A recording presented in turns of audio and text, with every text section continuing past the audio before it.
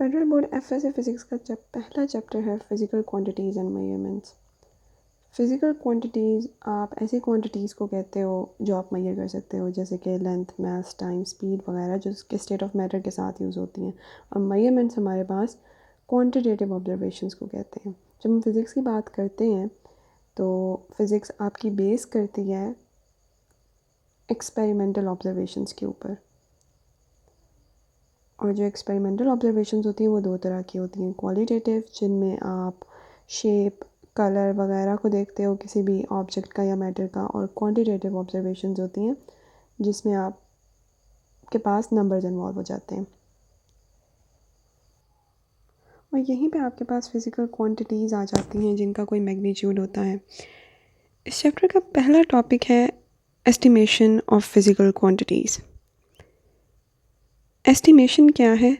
किसी भी क्वांटिटी की वैल्यू का रफ़ एजुकेटेड गेस जो है, आप उसको एस्टिमेशन कहते हो।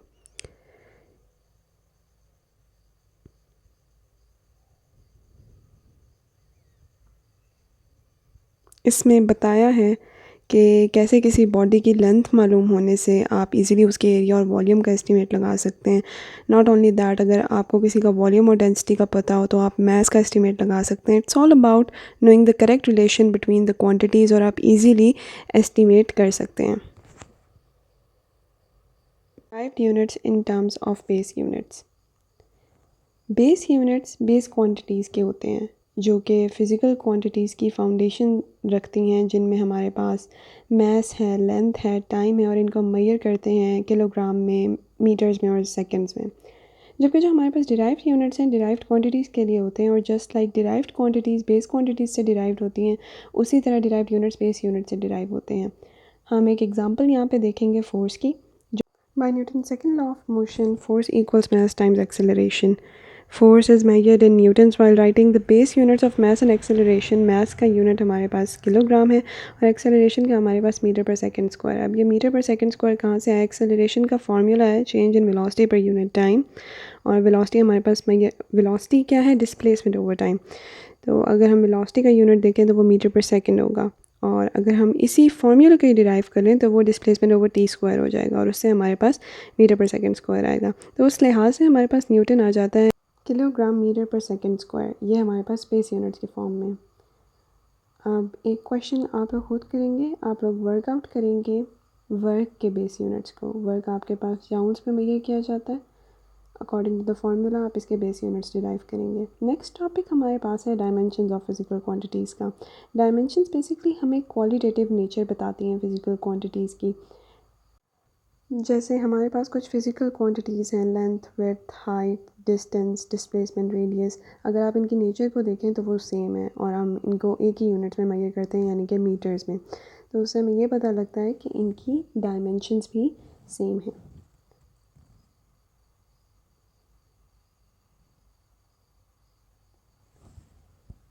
अच्छा, डायमेंशंस को रिप्रेजेंट करने का एक तरीका होता है कि आप कैपिटल में लिखते हैं रिप्रेजेंटेशन, और उसको स्क्वायर ब्रैकेट्स में लिखेंगे।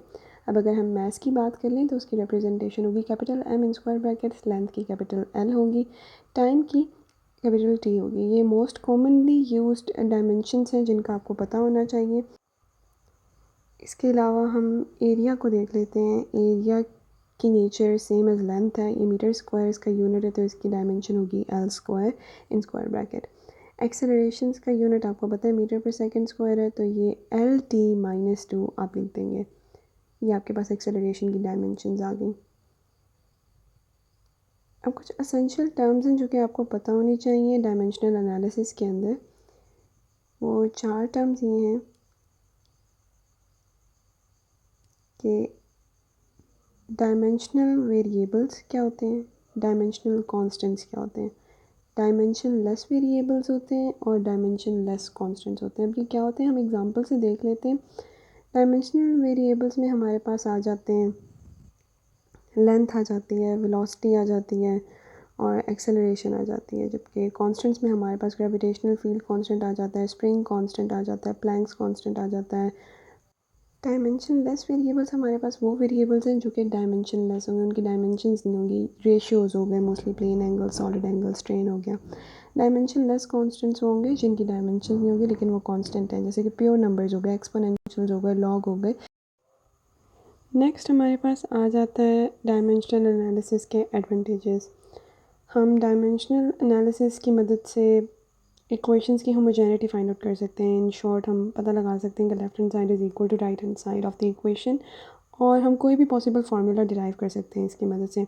हमारे पास डायमेंशनल एनालिसिस की कुछ लिमिटेशंस भी हैं, जैसे कि जिन फिजिकल क्वांटिटीज़ की सेम डायमेंशंस हैं उनको डिस्टिंग्विश नहीं कर सकते। जिस फार्मूले में ट्रिग्नोमेट्री एक्सपोनेंशियल आ जाए उसको डिराइव नहीं कर सकते हैं। डायमेंशनलेस कांस्टेंट डिटरमिन नहीं कर सकते हैं। और बाय एनी चांस आपके पास डायमेंशनली करेक्ट रिलेशन भी आ जाए, ज़रूरी नहीं है कि वो फिज़िकली करेक्ट हो।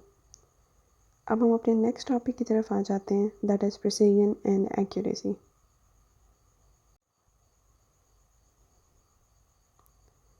प्रिसीजन आपके पास क्लोजनेस ऑफ मेजर्ड वैल्यूज़ को कहते हैं। आपने कुछ मेजरमेंट्स लिए हैं और वो सारी वैल्यूज़ बहुत क्लोज हैं आपस में, तो वो आपके पास प्रिसाइज वैल्यूज़ कहलाएंगी। इट डजेंट मैटर कि वो आपके पास ट्रू वैल्यू जो आपके पास एक्चुअल वैल्यू है उसके क्लोज हैं या नहीं, वो आपस में क्लोज हैं, देयर प्रिसाइज।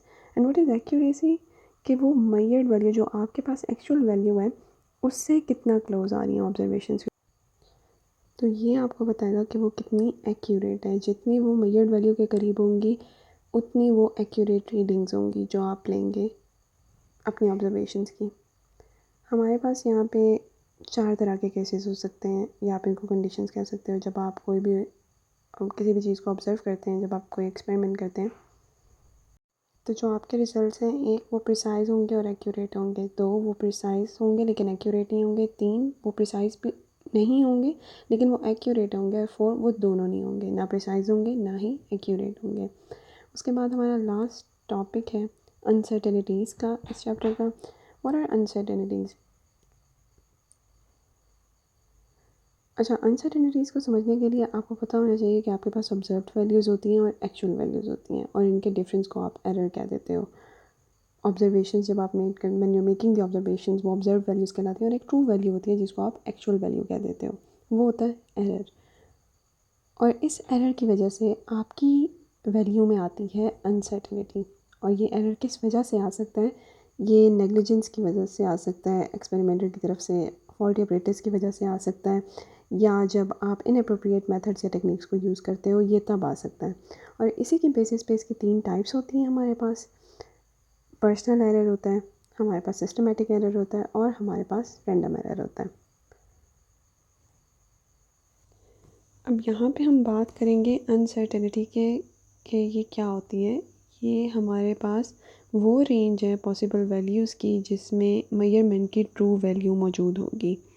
ठीक है, यानी अगर फ़र्ज़ करें आपके पास एक वैल्यू है, एक रेंज आपके पास गिवन है, आपकी जो ट्रू वैल्यू होगी वो उस रेंज के दरमियान में होगी, और वो रेंज जो है आपकी अनसर्टेनिटी कहलाई जाएगी। अब एक एग्जांपल देख लेते हैं। हम फ़र्ज़ करें आपने किसी चीज़ को मेजर किया, लेंथ को मेजर किया, और वो है 3.06 प्लस माइनस 0.02। ये प्लस माइनस 0.02 आपको ये बता रहा है कि जो आपकी एक्चुअल वैल्यू है वो 3.04 और 3.08 के दरमियान में लाई कर रही है। और फिर यहीं से आपके पास डिग्री ऑफ अनसर्टेनिटी की टर्म आती है, जो कि 2 फैक्टर्स की वजह से हो सकती है। एक वो इंस्ट्रूमेंट की लिमिटेशंस की वजह से हो सकती है, यानी कि सिस्टमेटिक एरर की वजह से, और 2 वो जो एक्सपेरिमेंटर है उसकी स्किल्स पर डिपेंड करता है कि उसकी स्किल्स कैसी हैं। इन दोनों की वजह से हमारे पास डिग्री ऑफ अनसर्टेनिटी आती है। अब हम देखेंगे अनसर्टेनिटी की टाइप्स को। अनसर्टेनिटीज़ 3 तरह की होती हैं, एब्सोल्यूट अनसर्टेनिटी, फ्रैक्शनल अनसर्टेनिटी और परसेंटेज अनसर्टेनिटी। आपके पास जो एब्सोल्यूट अनसर्टेनिटी होती है वो एरर होता है बेसिकली, यानी कि least count of the instrument जो है आपके पास एब्सोल्यूट अनसर्टेनिटी होती है। फ़र्ज़ करें कि आपके पास एक मीटर रॉड है, उससे आपने किसी की लेंथ को मेजर किया है, और वो आपने मेजर किया है 37.5 सेंटीमीटर, और जो इसका लीस्ट काउंट है वो गिवन है और वो है 0.1 सेंटीमीटर। उसके हिसाब से जो आप इसका एरर लेंगे वो आप प्लस माइनस करके लिखते हैं, तो आप वो नहीं लिखेंगे, आप 0.1 नहीं लिखेंगे, आप उसको 2 पे डिवाइड करेंगे और वो हो जाएगा 0.05 सेंटीमीटर, क्योंकि आप रेंज ले रहे हैं इसलिए। तो वो 0.05 सेंटीमीटर हो जाएगा। और फिर आपके पास आता है फ्रैक्शनल अनसर्टेनिटी। ये बेसिकली आपके पास absolute uncertainty divided by measured value या ट्रू वैल्यू या एक्चुअल वैल्यू भी बोलते हैं, वो होती है। इसका फॉर्मूला है, इसको अच्छे से याद कर लें। परसेंटेज अनसर्टेनिटी आपके पास फ्रैक्शनल अनसर्टेनिटी टाइम्स 100% होता है। जब आप परसेंटेज में किसी चीज़ को लिखते हो तो वो परसेंटेज अनसर्टेनिटी है। रूल्स देख लेते हैं। हमारे पास अनसर्टेनिटीज़ को लिखने के रूल्स होते हैं। फॉर एडिशन एंड सब्ट्रैक्शन है, मल्टीप्लिकेशन और डिवीजन। जब आप दो क्वांटिटीज़ हैं, आप उनको मल्टीप्लाई और डिवाइड कर रहे हो तो फिर क्या रूल होगा। जब पावर इन्वॉल्व हो जाती है तो फिर कौन से रूल्स अप्लाई होते हैं। जब आपके पास हम यहाँ पे एवरेज वैल्यूज़ जब आ जाती हैं, उनमें अनसर्टेनिटीज़ आप कैसे देखते हैं। तो हम फर्स्ट कर लेते हैं। हमारे पास दो क्वांटिटीज़ हैं एक्स वाई, और जब हम उन पे ऑपरेशन अप्लाई करते हैं तो हमारे पास जेड आता है। इनकी कोरिस्पॉन्डिंग अनसर्टेनिटीज़ हैं डेल एक्स, डेल वाई और डेल जेड। जब आप उन्हें ऐड करोगे तो आप उनकी अनसर्टेनिटीज़ को आपस में, या सब्ट्रैक्ट भी जब आप करोगे तो इनकी अनसर्टेनिटीज़ आपस में ऐड होंगी। जब मल्टीप्लाई या डिवाइड होंगी तो तब आपके पास परसेंटेज अनसर्टेनिटी इन्वॉल्व होगी, और वो परसेंटेज अनसर्टेनिटीज़ आपके पास ऐड होंगी। कीप इन माइंड हम परसेंटेज अनसर्टेनिटीज़ को ऐड कर रहे हैं। जब आपके पास पावर इन्वॉल्व होगी तो आप पावर को परसेंटेज अनसर्टेनिटी के साथ मल्टीप्लाई कराओगे। और जब एवरेज वैल्यूज़ होंगी तो उसके लिए आपके पास 3 स्टेप्स हैं। सबसे पहले तो आप जितनी भी मेजर्ड वैल्यूज़ हैं उनका एवरेज फाइंड आउट करोगे, और फिर आप डेविएशन मालूम करोगे हर वैल्यू की स्पेसिफिकली, जो आपके पास एवरेज आया मेजर्ड वैल्यूज़ का उनके साथ। और फिर आप उन डेविएशंस का मीन फाइंड आउट करोगे उन अनसर्टेनिटीज़ की। तो उससे आपके पास अनसर्टेनिटीज़ आपने कैसे लिखनी है वो आ जाएगा। अच्छा, इसके अलावा एक और सब टॉपिक भी है रूल्स में ही, कि अगर आपको फाइंड आउट करनी हो टाइम एक्सपेरिमेंट में अनसर्टेनिटी को, तो आप कैसे करोगे। उसके लिए फॉर्मूलाज हैं। सबसे पहले तो ये कि टाइम पीरियड क्या होगा, वो होगा time of vibrations divided by number of vibrations. ठीक है, ये आप यूँ फाइंड आउट करोगे। और जो अनसर्टेनिटी होगी that is least count divided by the number of vibrations. तो यहाँ पे हमारा चैप्टर एंड होता है। अगर आपका कोई भी क्वेश्चन है चैप्टर से रिलेटेड, आप कमेंट सेक्शन में पूछ सकते हैं। And you can always reach out on Instagram and Facebook with the same name, Physics Bridge. Link description में मौजूद है. Thank you so much for watching. Stay tuned for more videos.